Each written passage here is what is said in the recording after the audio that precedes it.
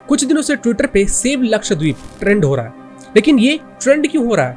अचानक से ऐसा क्या हो गया कि लोग ट्विटर पे जाके सेव लक्षद्वीप ट्रेंड करा रहे हैं? चलिए जानते हैं। तो लक्षद्वीप के एडमिनिस्ट्रेटर प्रफुल्ल खोड़ा पटेल, इनके खिलाफ लक्षद्वीप के लोग और वहां के पॉलिटिशियंस और साथ ही साथ केरला के पॉलिटिशियंस भी प्रफुल्ल पटेल के खिलाफ प्रोटेस्ट कर रहे हैं, उनको अपोज कर रहे हैं और उनका ये कहना है कि लक्षद्वीप को बर्बाद कर दिया जाएगा। तो ये जो एक्ट्स है इनके बारे में मैं आपको थोड़ा सा बताना चाहूंगा, ज्यादा नहीं बताऊंगा क्योंकि वो आपने कहीं और देख लिया होगा, उसके बारे में आप लोगों ने पढ़ लिया होगा। तो सबसे पहला एक्ट इंप्लीमेंट किया गया था जनवरी 2021 में, गुंडा एक्ट। इसके अकॉर्डिंग अगर किसी पे भी शक होता है कि वो सोसाइटी के अंदर गलत काम कर रहा है या वो एंटी सोशल काम कर रहा है तो उनको डायरेक्ट जेल में भेज दिया जा सकता है। अब इसके बाद जो चीजें हैं वो सिर्फ ड्राफ्ट है, वह भी सिर्फ ड्राफ्टिंग फेज में, इनको अप्लाई नहीं किया गया।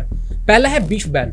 कोई भी डायरेक्टली या फिर इनडायरेक्टली बीफ को सेल नहीं कर सकता है, खरीद नहीं सकता है, और जो भी ये सब चीजें करेगा उसके ऊपर स्ट्रिक्ट एक्शंस लिए जाएंगे। दूसरा, पंचायत के जितने भी मेंबर्स हैं उनमें से किसी के भी 2 से ज्यादा बच्चे नहीं होने चाहिए, नहीं तो उनको डिस्क्वालीफाई कर दिया जाएगा। तो लोगों ने ट्विटर के ऊपर सेव लक्षद्वीप ट्रेंड कराना स्टार्ट कर दिया और इसको ज्वाइन करते हैं लक्षद्वीप के लीडर्स, केरला के लीडर्स और साथ ही साथ कांग्रेस के लीडर्स। राहुल गांधी ये ट्वीट करते हैं कि बीजेपी लक्षद्वीप को बर्बाद कर देगी। साथ ही साथ प्रियंका गांधी भी ये ट्वीट करती है कि बीजेपी अपने पावर का गलत इस्तेमाल कर रहा है और ये लोग लक्षद्वीप को बर्बाद कर देंगे। लेकिन एक्चुअली में लक्षद्वीप को बर्बाद किसने किया है और कौन अभी चाहता है कि लक्षद्वीप और बर्बाद हो? चलिए, कुछ फैक्ट्स है मेरे पास जो मैं आपके सामने रखने वाला हूँ, उसके बाद आपके मन से ये डाउट क्लियर हो जाएगा कि किसने लक्षद्वीप को बर्बाद किया और कौन लक्षद्वीप को बर्बाद करना चाहता है। 1987 में राजीव गांधी ने 10 डेज का हॉलिडे डिक्लेयर किया और उस हॉलिडे को मनाने के लिए वो लक्षद्वीप आइलैंड पे गया। इस हॉलिडे में कौन कौन लोग मौजूद थे ये भी जान लीजिए।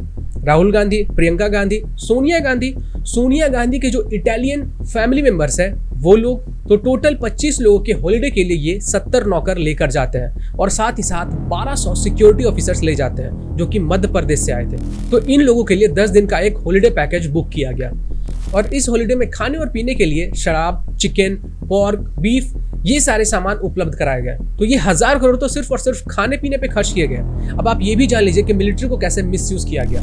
हमारे देश का one and only aircraft carrier INS Virat को यूज किया गया अपने सिक्योरिटी के लिए। और INS विराट जब भी कहीं जाता है तो उसके साथ साथ बहुत सारे बोट और भी होते हैं उसकी सिक्योरिटी के लिए। तो 5 अलग अलग नेवी शिप्स, 1 सबमरीन और 80 अलग अलग टाइप के स्पीड बोट्स ले गए थे उसकी सिक्योरिटी के लिए। और साथ ही साथ इंडियन नेवी के हेलीकॉप्टर्स को मेडिकल इमरजेंसी के लिए यूज किया गया। और इस पार्टी में कोई भी इंटरप्शन ना हो इसके लिए 2 बड़े जनरेटर्स को कोची से ले गया था। तो सिर्फ और सिर्फ 25 लोगों के हॉलिडे के लिए इन्होंने 1000 करोड़ ऐसे ही उड़ा दिए और साथ ही साथ हमारे मिलिट्री का मिसयूज किया वो अलग।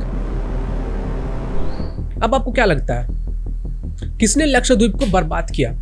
कुछ और फैक्ट्स हैं वो भी मैं आपके सामने रखता हूं कि क्यों ये लोग इतना ज्यादा चिल्ला रहे हैं, क्यों ये लोग सेव लक्षद्वीप ट्रेंड करा रहे हैं। इनको डर है कि लक्षद्वीप में अगर लॉ एंड ऑर्डर मेंटेन हो गया तो वहां से इनका जो कब्जा है वो छूट जाएगा।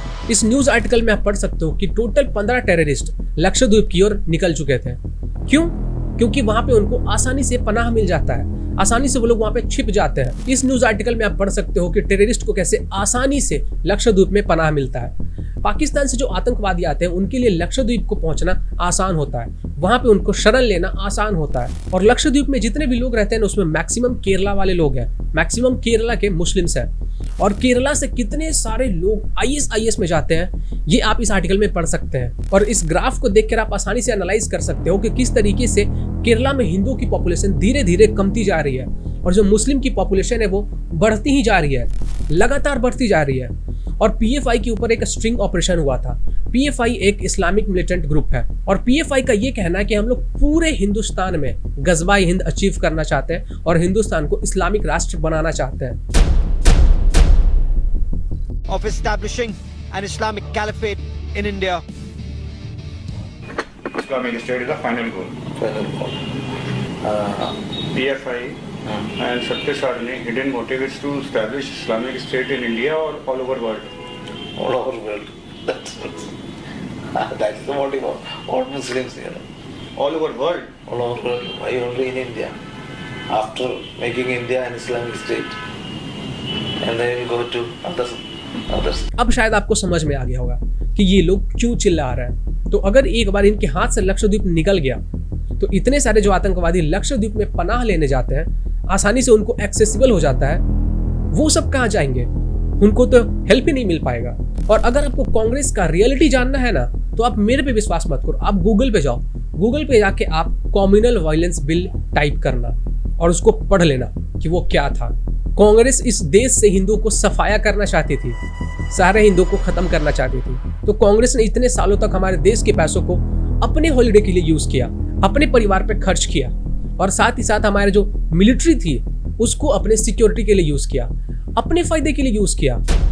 यही है कांग्रेस। तो इनका असली चेहरा अब आपके सामने आ गया होगा। आपसे मैं सिर्फ इतना अनुरोध करूंगा कि इस वीडियो को जितना हो सकता है उतना शेयर करो, और आप मेरे किसी भी वीडियो को डाउनलोड करके अपने चैनल पे आराम से डाल सकते हो बिना किसी कॉपीराइट इशू के। मैं किसी को भी कॉपीराइट स्ट्राइक नहीं दूंगा। मैं बस चाहता हूं कि मेरा देश इन सभी लोगों से सेफ रहे, सुरक्षित रहे। चलिए मिलते हैं नेक्स्ट वीडियो में। जय हिंद, जय श्री राम। हमारे चैनल को सब्सक्राइब करके हमें ऐसे वीडियोस और बनाने के लिए आप मोटिवेट कर सकते हैं। सब्सक्राइब करने के बाद बेल नोटिफिकेशन पे ऑल सिलेक्ट करना ना भूलें।